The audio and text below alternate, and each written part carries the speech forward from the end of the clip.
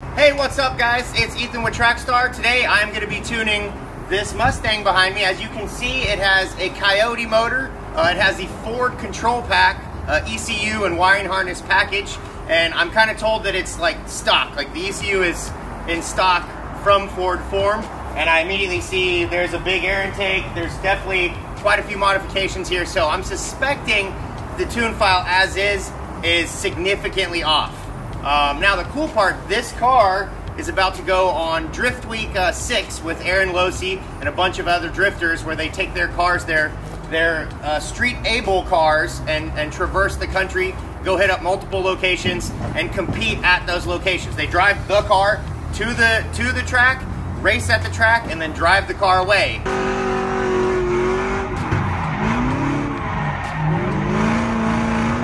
Hopefully.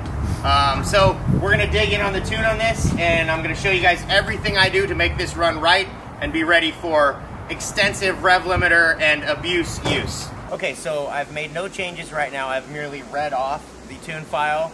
Now we're going to start it up and log and see how it's running. Like I said earlier, I'm told that it's pretty much the stock Ford control pack, and I can see, and now I know furthermore, that the car has the air intake, has the Boss manifold, also has Boss camshafts inside. So we're going to need to make some tuning changes for certain there. But I'm going to fire it up, and I'm suspecting it's going to be significantly lean.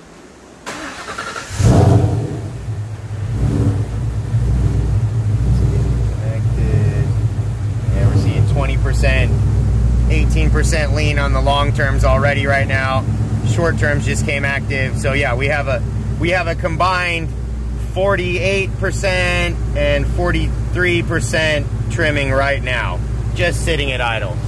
So these ECUs are very powerful. They can make trim adjustments very quickly. It's kind of scary to know that the car has been operated for some significant time with these huge trims active, but it sounds okay. So we're gonna make adjustments first of all to the map table and try to get this more so in the ballpark before we go anywhere else. Alright, so I rewrote the map with only one change, just the map table. I bumped it by 40%, and now we're sitting about 10%, well, it's 13% lean on one bank and 8% lean on the other bank. A little bit of a bank-to-bank variance there. That's about, I'm okay with that level of variance. If it was much more than that, I'd be a little bit concerned, but that could just be one injector's barely worse condition than the others, or just even a tune-up issue. But yeah, much closer trims right now. Looks like I should add another 5% perhaps to get these as close to zero as possible, and then maybe I'll put it on the dyno and begin operation. So right now I'm going to go in and add another 5% to the math table, but I'm going to make a couple other small changes as well. I've already eyeballed that the fuel enrichment, the pedal crossover like into fuel enrichment just has a flat 65 across the board right now, all 65s regardless of what RPM you're at. So I'm going to add a gradient to that, and there's a couple other tables. One for the variable camshaft optimal power position, also has just a flat pedal position across all the RPM. So I'm going to add gradient to a few tables that really need it. When you're up at 5,000 RPMs, it should not take 65% throttle to engage fuel enrichment. So probably at 5,000, that number is going to become more like 40 or 35 or something. All right, so the trims are very close now, as close as I can get them. You can see that the short terms are bouncing around very near the zero mark, and then it's kind of taken care of that little bit of bank-to-bank difference for me by storing 5.5 in that long-term trim for bank 1. Now the car sounds really right, revs nice. I am seeing one other issue though. If you look at the screen here, there's a bit of false knock retard coming in. Watch this last column, see that red? It shouldn't be doing that. Shouldn't be doing that while I'm just revving sitting here. So perhaps we need to desensitize some knock sensors. I'll need to operate the car though before I can do that. All right, first dyno pull. Yeah, minimal changes, so far, just the math curve, really, what you guys saw me do. A couple tiny other changes for the power enrichment and for the variable camshaft optimum power range. That's about it. So I may be able to do a complete pull right now. I don't know for sure.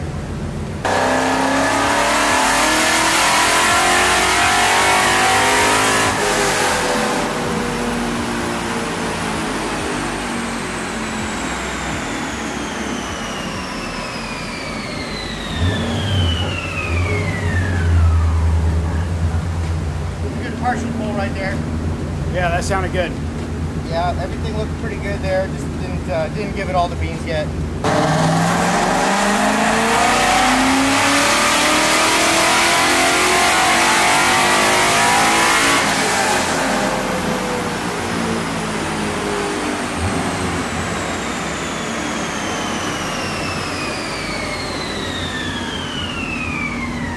Maintaining idle, which that was a big concern of his, and we're already at the number we expected there. Wow. Cool. Good start, good start. We were very good on that run. Target fueling was almost exactly matching with executed fueling. We had a couple degrees of advance available still. So I refined just a few things here regarding some torque management settings, torque management leading to rev limiter, and a couple other things like that. So not too large of changes right here, but should smooth out and hopefully extend power out a little bit higher.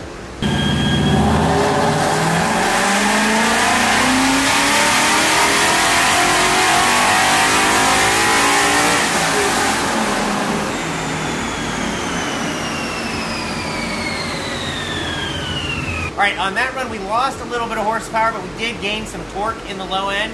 I removed some torque management, kind of ramp rate limiting stuff, and you can see that in the back, the left side of the dyno plot.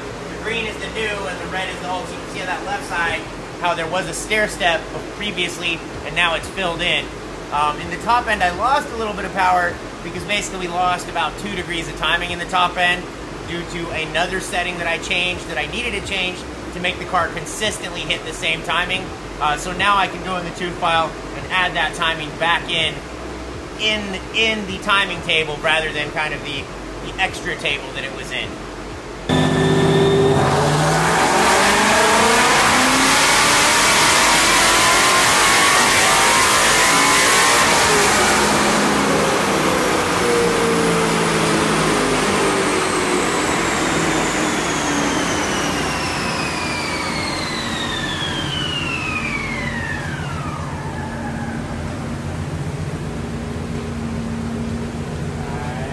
That's very good.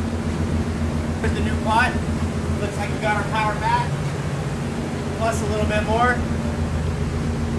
That's awesome.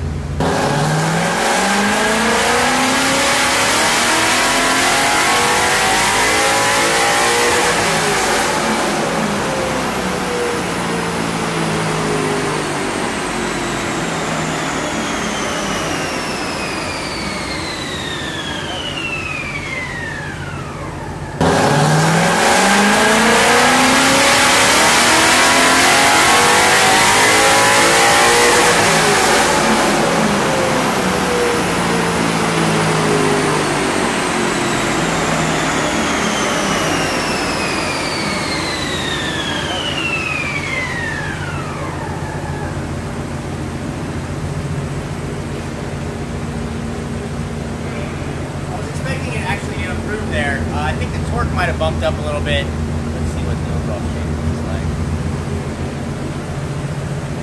Okay, I mean, definitely extended out, but I lost a tiny little bit there. I need to look at the data log a little deeper there. All right, I've pretty much made changes exclusively in the optimal power timing table now, because we're in that table for more than half of the run, and particularly in the very top end.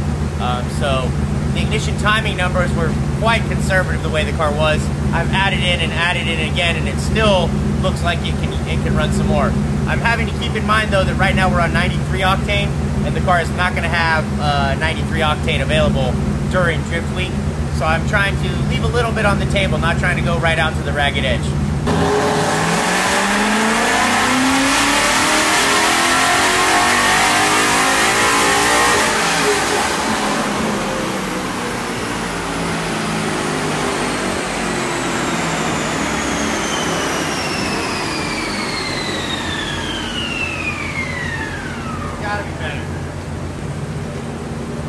Huge bump there. Big improvement. Very big bump. Love it.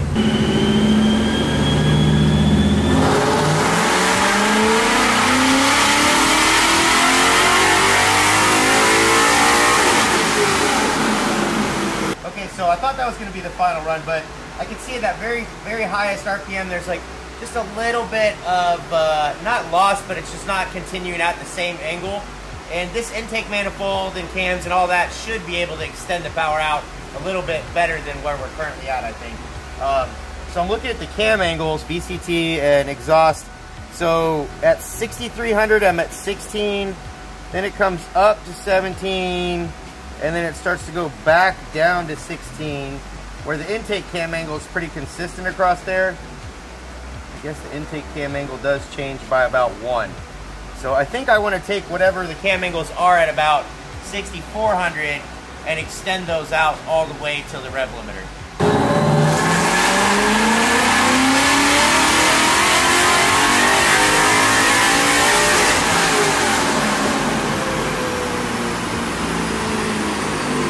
Alright, all done tuning the Mustang. They've got the car already off the dyno over on the lift, getting some other things ready for their long trip, the whole drift week. It's pretty abusive on a car, for sure. So, and for that reason, I mean, I'm happy with the numbers. These are good numbers. This Gen 1 Coyote, 428, 376, nice looking dyno plot. Probably just a little bit conservative compared to if it was like a drag racing car. That's just me knowing the abuse that the car is about to go through. So we're not looking for every last little bit of horsepower. We're looking for the car to make good, consistent, reliable horsepower for many, many, many thousands of miles to come, because they cannot afford a failure of any kind during drift week.